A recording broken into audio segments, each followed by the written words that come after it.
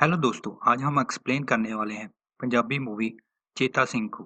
तो चलिए कहानी शुरू करते हैं। कहानी की शुरुआत एक रहस्यमय और डरावनी जगह से होती है, जहां पर किसी व्यक्ति के चिल्लाने की आवाज आती है। पास में एक आदमी अपनी भैंसों का दूध निकाल रहा होता है। वह आवाज का पीछा करता हुआ एक जगह पर पहुंच जाता है, जहां पर बहुत से मरे हुए जानवरों की हड्डियों का ढेर लगा होता है। ऐसी जगह को अक्सर पंजाबी में हड्डा रोड़ी कहा जाता है। ऐसी जगह जहां पर मरे हुए जानवरों के शरीर को लाया जाता है, उनका चमड़ा उतारा जाता है और बचे हुए हिस्से को पक्षियों और कुत्तों के लिए छोड़ दिया जाता है। यह माहौल बहुत ही डरावना लगता है। आगे हम देखते हैं कि वह आदमी एक झोपड़ी के पास चला जाता है, जहाँ पर दो आदमी बैठे होते हैं। तभी उनमें से एक आदमी दूसरे आदमी का बाजू काट देता है। यह दृश्य देखकर आदमी डर से कांप उठता है और तुरंत वहां से भाग जाता है। इसके बाद पुलिस को बुलाया जाता है। पुलिस उस जगह पर पहुंचकर जांच शुरू करती है और तभी अचानक एक बार फिर से किसी के चीखने की आवाज सुनाई देती है। यह आवाज वहां मौजूद सभी लोगों को और ज्यादा डरा देती है। पुलिस अधिकारी लाउड स्पीकर के जरिए उस व्यक्ति से आत्मसमर्पण करने की अपील करती है, जो इस रहस्यमय घटना में शामिल है। तभी कहानी का मुख्य किरदार झोपड़ी से बाहर निकलता है। उसके कंधों पर दो आदमी लटके हुए होते हैं, जिससे पूरा माहौल और भी खौफनाक हो जाता है। जैसे ही पुलिस अफसर उसे देखती है, वह बिना किसी देरी के गोली चलाने का आदेश दे देती है। अब कहानी पास्ट में चली जाती है, जहाँ पर हमें कहानी का मुख्य किरदार दिखाया जाता है, जिसका नाम पाला है। पाला गांव में रहता है और एक स्टेशनरी की दुकान पर काम करता है। वह एक मेहनती और ईमानदार व्यक्ति है, जिसकी जिंदगी का एकमात्र मकसद है अपनी छोटी बहन को पढ़ा लिखाकर एक बड़ा अफसर बनाना। उनके माता पिता का निधन एक सड़क दुर्घटना में हो चुका है। इसके बाद उसकी ताई ने ही दोनों की परवरिश की है।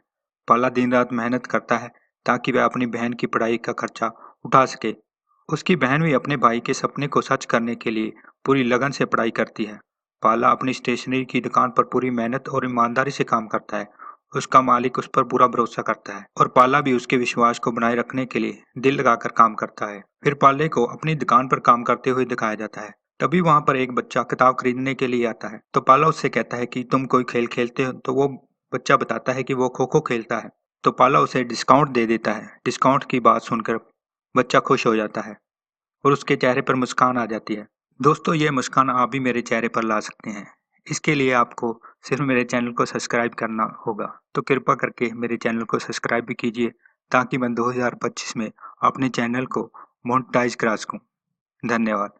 कहानी की तरफ आगे बढ़ते हैं। फिर कहानी का दृश्य बदलता है और गांव के स्कूल को दिखाया जाता है। स्कूल में कुछ लड़कियां खो खो खेल रही होती हैं। उनमें से एक लड़की, जिसका नाम निम्मी है, वह पाले की छोटी बहन है। निम्मी इस खेल की अच्छी खिलाड़ी है और अपनी टीम के लिए मेहनत करती है। निम्मी पढ़ाई में बहुत अच्छी है। वह अपने भाई पाले के सपने को पूरा करने के लिए हर संभव कोशिश करती है। खेलते खेलते एक लड़की गिर जाती है और उसके कपड़े गंदे हो जाते हैं। टीचर उसे स्पोर्ट्स रूम में जाकर कपड़े बदलने के लिए कहता है। इस दौरान टीचर बाकी खिलाड़ियों को खेल की बारीकियां समझाने लगता है और उन्हें प्रेरित करता है। खेल के बीच टीचर निम्मी की तारीफ करता है। वह उसे बताता है कि वह बहुत अच्छी खिलाड़ी है और एक दिन नेशनल लेवल पर जरूर खेलेगी। साथ ही वह बाकी खिलाड़ियों को भी प्रेरित करता है और यह कहता है कि हर खिलाड़ी का सपना होता है कि वह एक दिन नेशनल लेवल पर खेले। टीचर की बात सुनकर निम्मी बोल पड़ती है, मेरे दो सपने हैं सर। इस पर टीचर उससे पूछता है कि दूसरा सपना क्या है। निम्मी मुस्कुराते हुए कहती है, मैं एक दिन बहुत बड़ी पुलिस अफसर बनना चाहती हूँ। टीचर निम्मी की बात सुनकर उसे प्रेरित करता है और कहता है, तुम्हारा सपना जरूर पूरा होगा, बस मेहनत करती रहो। सीन शिफ्ट होता है। रात के समय पाला अपने घर पर बैठा किताब पढ़ रहा होता है। पढ़ाई में मगन पाले को देखकर उसकी बहन निम्मी उसके लिए रोटी लेकर आती है। वह पाले के हाथ से किताब छीन लेती है और उसे पहले खाना खाने के लिए कहती है। यह दिखाता है कि निम्मी अपने भाई का कितना ख्याल रखती है। पाले को किताब पढ़ने का बहुत शौक है, लेकिन वह अपनी बहन के प्यार और जिद के आगे रोटी खाना शुरू कर देता है। दोनों भाई बहन एक दूसरे से बहुत प्यार करते हैं और छोटी छोटी बातों में एक दूसरे का साथ देते हैं। रोटी खाते हुए पाला अपनी ताई से बात करता है। पाले की ताई इन दोनों से बहुत प्यार करती है। वह अक्सर पाले से शादी करने के लिए कहती है, लेकिन पाला हर समय यह बात कहकर टाल देता है कि पहले वह अपनी बहन को अफसर बनाएगा और फिर अपनी शादी के बारे में सोचेगा। वह कहता है, मेरा सिर्फ एक ही सपना है, निम्मी एक दिन पुलिस अफसर बन जाए। जब वह लाल बत्ती वाली गाड़ी में सफर करेगी तो मुझे बहुत गर्व होगा, और जब उसे लाल बत्ती वाली गाड़ी मिल जाएगी, मैं उसके साथ उसका ड्राइवर बन जाऊंगा। हम दोनों साथ में सफर करेंगे। कहानी आगे बढ़ती है। एक लड़की को दिखाया जाता है जो अपने कॉलेज से बाहर निकल रही होती है, जिसका नाम प्रीत है। इसके बाद गांव के स्कूल को दिखाया जाता है। प्रीत स्कूल के बच्चों को मुफ्त में पढ़ाती है। वह अपने खर्चे पर बच्चों को किताबें भी देती है और कमजोर बच्चों को पढ़ाई में मदद करती है। कहानी में आगे स्कूल के डीपी को दिखाया जाता है। वह चाय का कप लेकर गुजर रहा होता है, तभी एक लड़की उससे टकरा जाती है, जिससे चाय उस लड़की पर गिर जाती है। डीपी टीचर तुरंत लड़की को स्पोर्ट्स रूम में जाकर कपड़े बदलने और स्कूल की स्पोर्ट्स किट पहनने के लिए कहता है। स्कूल की छुट्टी के समय निम्मी और उसकी सहेलियों को दिखाया जाता है। निम्मी की सहेलियां उसकी तारीफ करती हैं। वह कहती है कि निम्मी खेल में बहुत अच्छी है और पढ़ाई में भी हमेशा आगे रहती है। निम्मी इन तारीफों को सुनकर मुस्कुराती है और कहती है, मेरा तो एक ही मकसद है, अपने भाई का सपना पूरा करना। उसके लिए मुझे चाहे जितनी भी मेहनत करनी पड़े मैं करूंगी। कहानी आगे बढ़ती है और दो लड़कों को दिखाया जाता है। एक का नाम भूरा और दूसरे का नाम मंगत है, जो गांव के सरपंच का बेटा है। ये दोनों लड़के प्रीत का पीछा कर रहे होते हैं। पीछा करते हुए मंगत बुरे को अपने दिल की बात साझा करता है। वह कहता है कि उसे प्रीत बहुत पसंद है और वह उससे शादी करना चाहता है। कुछ देर पीछा करने के बाद यह लोग एक मोड़ पर मुड़ जाते हैं। कहानी में आगे सरपंच को दिखाया जाता है, जो कुछ लोगों के साथ बैठा होता है। इन लोगों में से एक डॉक्टर और एक बिजनेसमैन शामिल है। बिजनेसमैन सरपंच को अपनी योजना के बारे में बताता है। वह कहता है कि वह गांव में नकली प्लाज्मा बनाने के लिए लैब लगाना चाहता है। इसके बाद डॉक्टर सरपंच से कहता है कि अगर वह उसे स्कूल की लैब का इस्तेमाल करने की इजाज़त दे दे, तो वह सरपंच को मुंह मांगी कीमत देने के लिए तैयार है।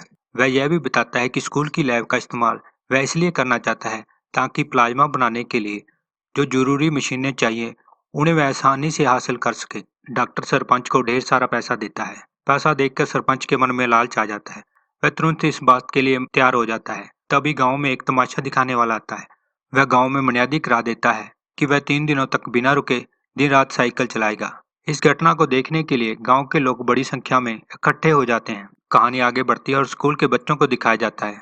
बच्चे इस बात से खुश होते हैं कि उनके स्कूल में साइंस लैब लगने वाली है। सरपंच और स्कूल का प्रिंसिपल बच्चों को संबोधित करता है और कहता है कि अब आपके स्कूल में सिर्फ साइंस पढ़ाई ही नहीं जाएगी, बल्कि उसके प्रैक्टिकल भी किए जाएंगे। कहानी आगे बढ़ती है। दूसरी ओर रात में एक अलग ही खेल चलता है। प्लाज्मा बनाने की मशीनों को चोरी छुपे गांव में लाया जाता है। यह काम इतनी चुपचाप होता है कि किसी को इसका अंदाजा नहीं होता।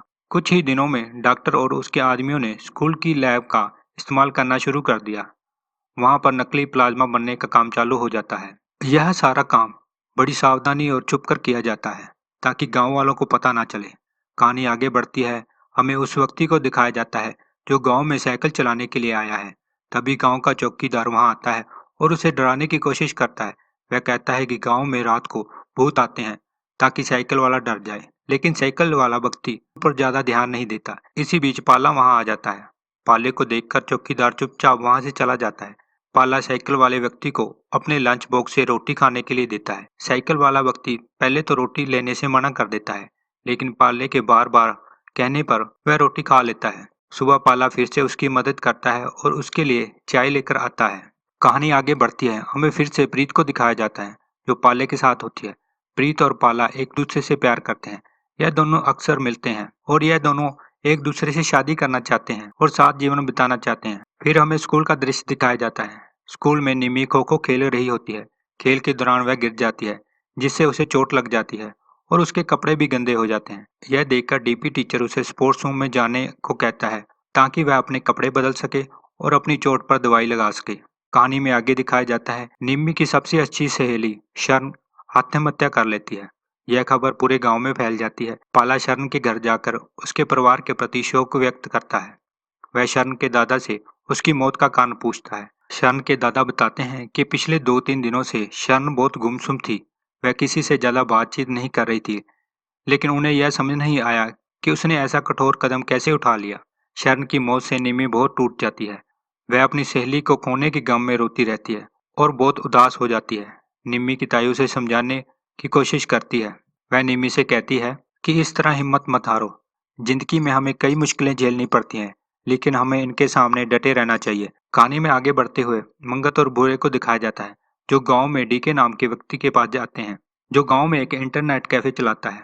भूरा डीके को एक पेन ड्राइव देता है और उसमें मौजूद फाइलों को इंटरनेट पर अपलोड करने के लिए कहता है। इसके बाद भूरा और मंगत प्रीत का पीछा करते हैं। पीछा करते हुए वह गांव के चौरस्ते पर पहुंच जाते हैं, जहां पर उनको पाला मिल जाता है। उनकी गाड़ी पाले से टकराते टकराते रह जाती है, तो पाला उसे गाड़ी को ध्यान से चलाने के लिए कहता है और इशारों में उन्हें समझाता है कि वह प्रीत का पीछा ना करे। अगले सीन में मंगत फिर से डीके के पास जाता है और उसे नई पेन ड्राइव देकर उसमें मौजूद फाइलों को इंटरनेट पर अपलोड करने के लिए कहता है। कहानी आगे बढ़ती है। हमें निम्मी को दिखाया जाता है जो गुमसुम अपने कमरे में बैठी होती है। वह अपने भाई पाले का इंतजार कर रही होती है। पाला देर रात अपने काम से लौटता है। निम्मी उसका इंतजार करते करते सो जाती है। दूसरी तरफ मंगत प्रीत को बार बार फोन करके परेशान करता है। इसके बाद प्रीत मंगत को कह देती है कि वह उसे दोबारा फोन ना करे, जिसके बाद मंगत फोन काट देता है। सुबह होती है और निम्मी अचानक डर से जाग जाती है। उसकी आवाज सुनकर पाला तुरंत उसके पास आता है। वह उसे संभालता है और उसे कहता है कि शर्न तुम्हारी बहुत अच्छी सहेली थी। उसका जाना दुखद है, लेकिन जो रब ने लिखा है उसे कोई बदल नहीं सकता। निम्मी पाले को बताती है कि शर्न ने सुसाइड नहीं की। वह कहती है कि स्कूल में कुछ गड़बड़ हो रही है और सब कुछ सही नहीं लग रहा। निम्मी बताती है कि एक दिन जब वह और उसकी सहेलियां लैब में प्रैक्टिकल करने गई तो वहाँ का माहौल बहुत अजीब था।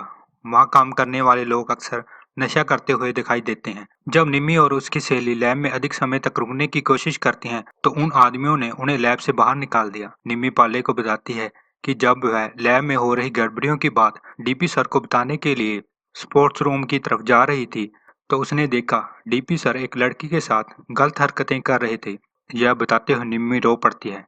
निम्मी की बात सुनकर पाला हैरान हो जाता है और वह निम्मी को दिलासा देता है और उसे कहता है कि वह स्कूल जाए और मैं गांव के सरपंच के पास जाऊंगा और इस बारे में बात करूंगा। इसके बाद पाला गांव के सरपंच के पास जाता है और स्कूल में हो रही गतिविधियों और डीपी सर की हरकतों के बारे में उसे बताता है।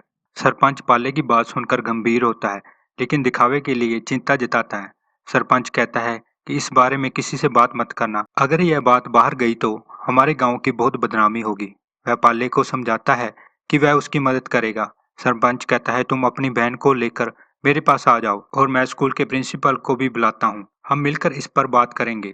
अगले सीन में मंगत प्रीत को किडनैप कर लेता है और अपने फार्म हाउस पर ले जाता है। प्रीत मंगत को रोकने की पूरी कोशिश करती है और इसी कोशिश के दौरान वह उसे थप्पड़ मारती है, जिसके बाद मंगत को गुस्सा आ जाता है। वह सारी हदों को पार करते हुए प्रीत के साथ बलात्कार कर देता है। इस घटना के बाद प्रीत बेसुध और आहत हालत में फार्म हाउस से बाहर निकलती है, लेकिन मंगत रास्ते में ही उसका एक्सीडेंट करा देता है, जहां पर प्रीत मौके पर ही मर जाती है। यह सब मंगत ने इसलिए किया ताकि वह उसकी सच्चाई किसी को ना बता सके।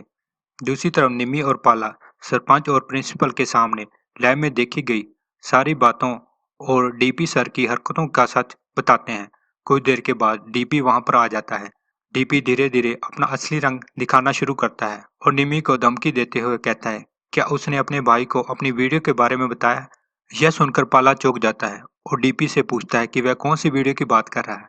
यहाँ कहानी का एक बड़ा रहस्य खुलता है कि डीपी स्पोर्ट्स रूम में लड़कियों के कपड़े बदलने के दौरान उनकी गलत वीडियो बनाता था और मंगत डीके के जरिए वह वीडियो इंटरनेट पर अपलोड कर देता था। पाला यह सुनकर आग बबूला हो जाता है और डीपी पर हमला कर देता है। दोनों के बीच हाथापाई होती है। अचानक मंगल वहां पर पहुंचता है और पीछे से पाले पर हमला कर देता है। पाला बेहोश होकर गिर जाता है। इस तरह डीपी, मंगत, प्रिंसिपल और सरपंच की मिलीभगत का सच सामने आता है। रात के सन्नाटे में पाला अपनी बहन निम्मी की चीखों से होश में आता है। जैसे ही वह आसपास की स्थिति को समझता है, वह एक ईंट उठाकर मंगत के सिर पर मारता है। इसके बाद पाला वहां खड़े मंगत के आदमियों पर भी हमला कर देता है। हालांकि मंगत के आदमी संख्या में ज्यादा होते हैं और वह मिलकर पाले को काबू में कर लेते हैं।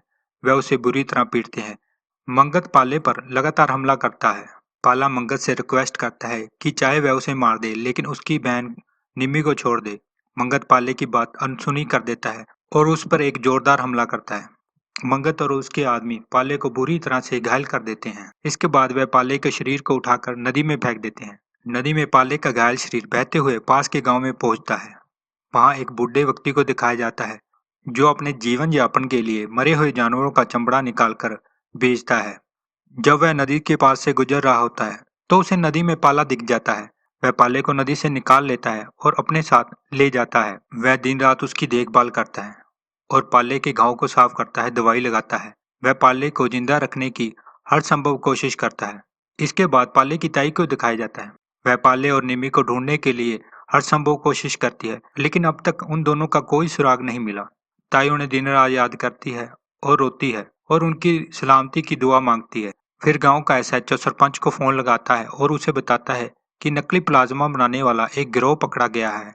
वह उसे चेतावनी देता है कि इससे पहले वह पकड़ा जाए, उसे स्कूल वाली लैब बंद कर देनी चाहिए और अपना सारा सामान समेट लेना चाहिए। सरपंच को यह खबर सुनकर डर लगने लगता है।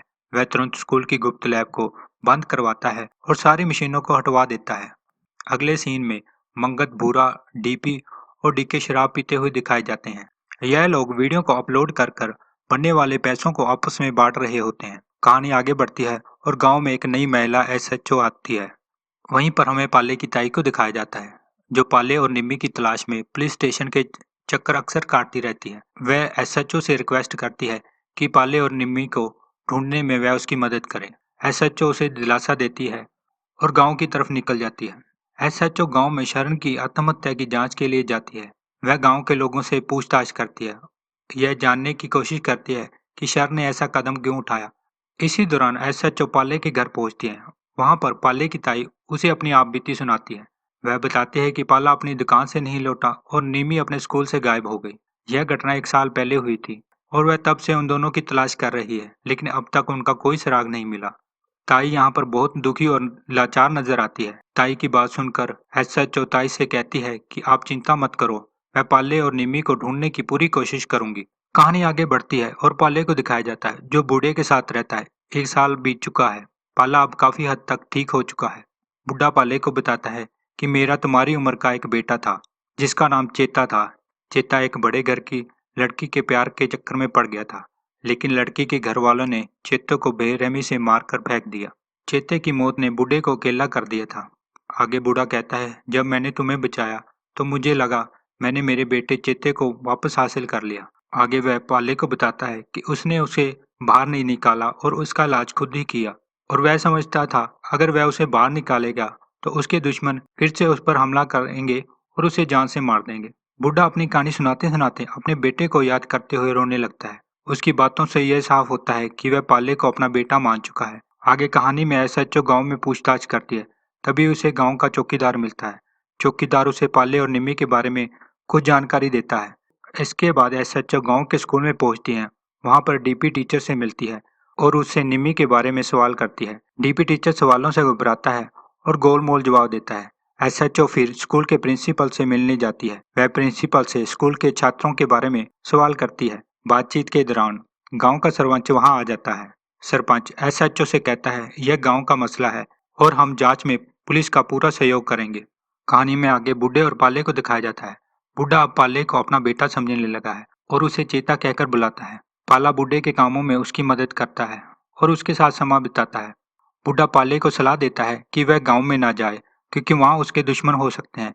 एक दिन पाला पतंग का पीछा करते हुए गांव के प्लेग्राउंड में पहुंच जाता है। वहां बच्चे क्रिकेट खेल रहे होते हैं। बच्चे पाले को देखकर डर जाते हैं। फिर कुछ बड़े बच्चे उसका पीछा करते हैं और उसे मारते हैं। पाला अपनी जान बचाने के लिए गांव में इधर उधर भागता है। उसकी मौजूदगी से गांव में खलबली मच जाती है। गांव का सरपंच बूढ़े के पास पहुंचता है। वह बूढ़े को मारता है और उसे धमकाता है। सरपंच कहता है कि आज के बाद पाला गांव में नजर नहीं आना चाहिए। इसके बाद बूढ़ा परेशान हो जाता है। बूढ़ा पूरे गांव में पाले को ढूंढता है, लेकिन वह उसे नहीं मिलता। बूढ़ा थक हार कर घर लौट आता है। शाम को पाला वापस घर आता है। बूढ़ा उसे गुस्से में मारता है और फिर कहता है कि वह अब दोबारा गांव में मत जाए। वह नहीं चाहता कि पाला किसी मुसीबत में पड़े। दूसरी तरफ पाले के गांव में लड़कियों की आत्महत्या रुकने का नाम नहीं ले रही थी। हर आत्महत्या के साथ गांव का माहौल और गंभीर होता जा रहा था। एसएचओ इस मसले की गहराई से जांच करती है। वह दिन रात यह समझने की कोशिश करती है कि इन घटनाओं के पीछे असल कारण क्या है।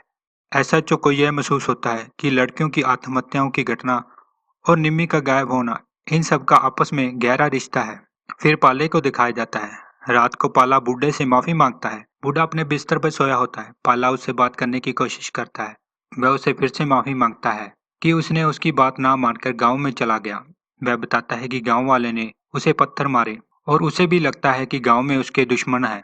पाले की मानसिक स्थिति कुछ ठीक नहीं है। वह अब ऐसे ही बोलता रहता है। फिर पाला बूढ़े की सेवा करता है। वह उसके पैर दबाता है और उसके साथ ही सो जाता है। सुबह अमृत वेले गुरुद्वारे से आती गुरबानी की आवाज पाले के कान में पड़ जाती है, जिसे सुनकर पाले को अपनी पुरानी जिंदगी के दृश्य याद आने लगते हैं।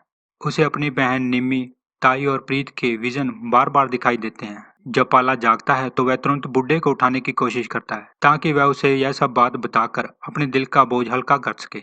लेकिन वह यह देखकर सन्न रह जाता है कि बुड्ढा अब इस दुनिया में नहीं है। वह अपने अकेलेपन और दर्द से लड़ता है और खुद को मजबूत बनाने की कोशिश करता है। पाला पहली बार आईने में अपना चेहरा देखता है। उसे अपने चेहरे पर पड़े गहरे घाव और निशान देखकर विश्वास नहीं होता। वह धीरे-धीरे अपने जख्मों को छूता है और महसूस करता है कि उसकी पहचान अब बदल चुकी है। इसके बाद पाला अपने आप को शांत करता है और बुड्ढे का अंतिम संस्कार करता है। इसके बाद पाला अपने गाँव जाता है और सबसे पहले वह अपने घर पहुँचता है। घर को देखकर उसे निम्मी और अपनी ताई की यादें आने लगती हैं। पाला घर के अंदर जाता है और चारों ओर अपनी पुरानी जिंदगी की झलकियों को महसूस करता है। वह कमरे के अंदर जाता है और अपनी ताई को देखता है। वहीं पर पाले को फैमिली फोटो नजर आती है। वह फोटो को अपने हाथों से उठाता है, उस पर धीरे-धीरे हाथ फेरता है और गहरे दुख दर्द के साथ उसे अपने साथ ले लेता है। जब पाला घर से बाहर निकलता है, तो उसे गांव का चौकीदार देख लेता है। चौकीदार पाले की हालत देखकर उसे कोई भूत या आत्मा समझकर डरकर भाग जाता है। कहानी आगे बढ़ती है। मंगत, डीपी और बूरा कार में बैठकर शराब पी रहे होते हैं। बातचीत के दौरान बूरा मंगत और डीपी पर गुस्सा जाहिर करता है। वह कहता है कि वीडियो अपलोड करने से कमाए गए पैसों में उसका भी हिस्सा होना चाहिए। वह उन्हें याद दिलाता है कि डीपी एक टीचर है और मंगत वीडियो अपलोड करके पैसा कमा रहा है और जल्दी ही वह शादी करके विदेश में शिफ्ट हो जाएगा। वह उन्हें कहता है कि तुम्हें मेरे बारे में भी सोचना चाहिए ताकि उसे भी कुछ फायदा हो सके। इस बातचीत के दौरान मंगत और बूरे के बीच गुस्से में बहस बढ़ जाती है। बूरा उन्हें धमकी देता है कि अगर वह उसे हिस्सा नहीं देंगे तो वह गांव वालों को बता देगा कि मंगत और डीपी किस तरह के काम करता है। गुस्से में बूरा कार से उतरता है और उन्हें छोड़कर चला जाता है। इसके बाद मंगत और डीपी वहां से चले जाते हैं। जब बूरा अपनी मोटरसाइकिल स्टार्ट कर रहा होता है, तभी वहां पर पाला आ जाता है। पाले का खौफनाक रूप देखकर बूरा डर जाता है और वहां से भागने की कोशिश करता है। पाला बुरे का पीछा करता है और उसे पकड़ लेता है। इसके बाद पाला बुरे को बुरी तरह से टॉर्चर करता है और उसके किए गए गुनाहों की सजा दिलाने के लिए उसे तड़पा तड़पा के मारता है। सुबह होते ही पाला बुरे की लाश को गांव के एक पेड़ पर लटकाता है। गांव वाले बुरे की लाश को देखकर इकट्ठे हो जाते हैं। एसएचओ मौके पर पहुंचकर जांच शुरू करती है। बुरे की हत्या के बाद एसएचओ मंगत को पूछताछ के लिए बुलाती है। मंगत कहता है कि हम पार्टी कर रहे थे, लेकिन मैं वहां से जल्दी चला गया था। लेकिन डीपी और भूरा काफी टाइम तक वहां रुके हुए थे। एसएचओ मंगत को निर्देश देती है कि वह बिना अनुमति के गांव को नहीं छोड़ सकता। सरपंच भी जांच में सहयोग देने का वादा करता है, लेकिन असल में वह सारा शक डीपी पर डालने की साजिश रचता है। सरपंच एक आदमी को एसएचओ के पास भेजता है ताकि भूरे और डीपी के बारे में झूठी बातें फैलाई जा सके। वह आदमी एसएचओ को बताता है कि भूरा और डीपी लड़कियों के वीडियो के बारे में बात कर रहे थे, जिसके बाद एसएचओ का शक और भी पक्का हो जाता है। तभी एक पुलिस वाला आता है और एसएचओ को भूरे का मोबाइल देता है। वह बताता है कि मौत वाली जगह से भूरे का मोबाइल मिला है। एसएचओ इसे आईटी सेल में भेज देती है ताकि मोबाइल की जांच से यह पता लग सके कि भूरे और डीबी के बीच क्या बातचीत होती थी। एसएचओ अब जानती थी कि लड़कियों की आत्महत्या और भूरे की हत्या में कोई गहरा संबंध है। दूसरी तरफ पाला अपने काम में लगा होता है। पाला स्कूल के डीपी को अगवा कर अपने ठिकाने पर ले जाता है। पाला डीपी को बेड़ियों में जकड़कर उसे शारीरिक और मानसिक यातनाएं देता है। डीपी माफी मांगता है और अपनी जान की भीख मांगता है, लेकिन पाला उसकी कोई बात सुनने को तैयार नहीं होता। पाला डीपी की हर गलती को गिन गिन कर उसे दर्दनाक सजा देता है। सुबह होते ही डीपी देखता है कि पाला वहां पर नहीं है। मौका देखकर वह भागने की कोशिश करता है, लेकिन पाला अचानक वापस आ जाता है। पाला खुद ही उसकी बेड़ियों को काट देता है और कहता है कि मैं तुम्हें भागने का मौका देता हूँ। डीपी भागने की कोशिश करता है, लेकिन पाला उसे दौड़ा दौड़ाकर मारता है। वह उसे तड़पा तड़पा कर मौत के घाट उतार देता है। कहानी में आगे दिखाया जाता है कि पुलिस को बुरे के मोबाइल से गांव के इंटरनेट कैफे वाले डीके का पता लग जाता है, तो पुलिस उसे पूछताछ के लिए थाने में लेकर आती है। वह उसे मारते हैं तो वह सब कुछ बता देता है। वह बताता है कि स्कूल का डीपी लड़कियों के वीडियो बनाता है। वह खेल के दौरान किसी न किसी बहाने से उन्हें स्पोर्ट्स रूम में भेज देता है और वहां पर उनकी वीडियो बना लेता है। इसके बाद वह वीडियो कभी मंगत तो कभी बुरे के हाथ उस तक पहुंच जाती थी और वह उसे इंटरनेट पर अपलोड कर देता था। इसके बाद एसएचओ स्कूल में जाकर जांच करती है तो उसे स्पोर्ट्स रूम में छिपे हुए कैमरे मिलते हैं। इसके बाद एसएचओ सरपंच के घर पर जाती है, जहां पर एक काम करने वाला आदमी बताता है कि आज सरपंच के बेटे की एंगेजमेंट है और सभी लोग वहीं पर गए हुए हैं। इसके बाद एसएचओ वहीं पर पहुंच जाती है। सरपंच इन सब बातों से अनजान अपने बेटे की एंगेजमेंट की खुशी मना रहा होता है। इसी दौरान पाला गुस्से और बदले की आग में जलता हुआ वहां पर पहुंच जाता है। वह मंगत को जबरदस्ती उठाकर वहां से ले जाता है। एसएचओ को देखकर सरपंच घबरा जाता है। वह एसएचओ से मंगत के बारे में अनजान होने का नाटक करता है। वह बताती है कि उसे मंगत के अपराधों और लड़कियों के वीडियो और नकली प्लाज्मा के बारे में सब कुछ पता चल चुका है। सरपंच सफाई देने की कोशिश करता है लेकिन कोई फायदा नहीं होता।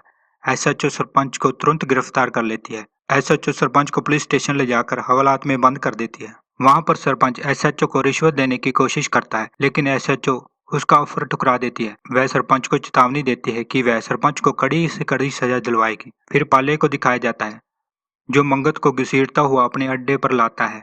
वहां पर पहले ही स्कूल का प्रिंसिपल बंधा हुआ दिखता है जिसे पाला पहले ही पकड़ चुका होता है। पाला दोनों को उनके अपराधों के लिए दर्दनाक सजा देने का मन बना चुका था। वह प्रिंसिपल को टॉर्चर करते हुए कहता है कि तुझे चाय पिलाने का बहुत शौक है, आज तुझे तेरी पसंद की चाय पिलाता हूँ। पाला प्रिंसिपल के मुंह में पानी, चाय पत्ती, चीनी और दूध डाल देता है। इसके बाद वह उसके मुंह में इलायची डालता है और फिर नीचे से आग लगाकर उसे भयानक सजा देता है। प्रिंसिपल दर्द से चीखता है लेकिन पाला उसकी एक नहीं सुनता। फिर पाला मंगत की तरफ बढ़ता है। पाला एक बहुत बड़ी हड्डी उठाता है और उसे पाले के पिछवाड़े में ठोक देता है। पाला यहीं पर नहीं रुकता, वह उसके जख्मों पर मिर्च लगाकर उसकी तकलीफ को और बढ़ा देता है। फिर हमें वही शुरुआत वाला सीन दिखाया जाता है जहाँ से कहानी की शुरुआत हुई थी, जहाँ पर एक आदमी अपनी भैंसों का दूध निकाल रहा होता है और वह मंगत की चीख को सुन लेता है। मंगत की चीखों को सुनकर वह डर जाता है। वह डरते हुए आवाज की दिशा में जाता है। अंदर का मंजर देखकर वह हैरान रह जाता है। मंगत पाले के सामने बेबस और खून में लथपथ बैठा होता है। पाला मंगत को एक पत्थर पकड़ाता है और कहता है, मैं तुझे एक आखिरी मौका देता हूँ अपनी जान बचाने के लिए, तुझे मुझे मारना होगा। मंगत पहले हिचकिचाता है लेकिन अपनी जान बचाने के लिए पाले के सिर पर जोर से पत्थर मार देता है। पाले के सिर से खून निकलता है लेकिन वह फिर से खड़ा हो जाता है। पाला मंगत को फिर से पत्थर देता है और उसे एक और मौका देता है और उसे कहता है कि मुझे पत्थर मार। जैसे ही मंगत पत्थर उठाकर पाले पर वार करने की कोशिश करता है, पाला तेजी से मंगत का हाथ काट देता है। बाहर खड़ा व्यक्ति जो यह सब देख रहा होता है, पाले की क्रूरता देखकर डर के मारे वहां से भाग जाता है। इसके बाद गांव का सरपंच एसएचओ को फोन करता है और पाले के बारे में सब कुछ बता देता है। एसएचओ को पता चलता है कि जिस आदमी का जिक्र हो रहा है वह कोई और नहीं बल्कि पाला ही है। एसएचओ तुरंत पाले को पकड़ने के लिए अपनी टीम के साथ निकल पड़ती है। इसके बाद पाले की ताई को फोन करके पाले के बारे में बता दिया जाता है और उसे घटनास्थल पर आने के लिए कहा जाता है। दूसरी तरफ पाला प्रिंसिपल और मंगत को टॉर्चर करना जारी रखता है। कुछ देर के बाद पुलिस पाले के अड्डे पर पहुंच जाती है। एसएचओ पाले को खुद को पुलिस के हवाले करने की चेतावनी देती है। पाले की ताई भी वहां पर पहुंच जाती है। पाला मंगत और प्रिंसिपल को एक लकड़ी की मदद से कंधे पर टांग कर बाहर लाता है। यह दृश्य देखकर पुलिस और पाले की ताई दोनों चौंक जाते हैं। पाला पुलिस के सामने खड़ा हो जाता है। एसएचओ पाले को आखिरी बार चेतावनी देती है कि वह खुद को पुलिस के हवाले कर दे, लेकिन पाला अपनी जगह से नहीं हटता। एसएचओ पाले के पैर पर गोली चला देती है। गोली लगते ही पाला गिर जाता है। पाले की ताई रोते हुए उसे रुकने के लिए कहती है। वह पाले को खुद को पुलिस के हवाले करने के लिए विनती करती है। पाला अपनी आखिरी ताकत जुटाकर मंगत को उठाकर पास ही में उबलते हुए पानी के एक बड़े से बर्तन में फेंक देता है। मंगत की चीखें गूंजती है और वह वहीं पर खत्म हो जाता है। इसी दौरान एसएचओ देखती है कि पाला नहीं रुक रहा तो वह गोली चलाने का आदेश दे देती है। तभी सभी पुलिस वाले पाले पर गोलियां चलाते हैं।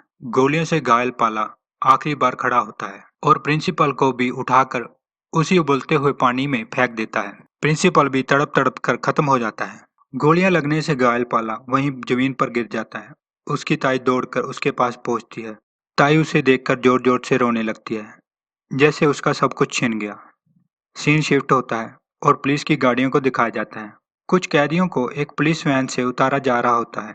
एक पुलिस वाला कैदियों का नाम नोट कर रहा होता है। इसी दौरान एक कैदी से उसका नाम पूछा जाता है। वह आदमी धीरे धीरे पलटता है और अपना नाम बताता है, चेता सिंह। और यहाँ पर हमें पता चलता है कि पाला अभी तक जिंदा है। उसी के साथ हम सरपंच और बाकी के सभी गुनहगारों को वहीं पर देखते हैं। यहीं पर कहानी का अंत होता है। ये कहानी आपको पसंद आई तो आपको एक और कहानी पसंद आएगी कि कैसे एक सीधा साधा इंसान एक अपराधी बन जाता है। कहानी का लिंक मैं डिस्क्रिप्शन में डाल रहा हूँ और कहने की जरूरत नहीं, वीडियो को लाइक कीजिए और चैनल को सब्सक्राइब कीजिए। धन्यवाद। मिलते हैं अगली वीडियो में।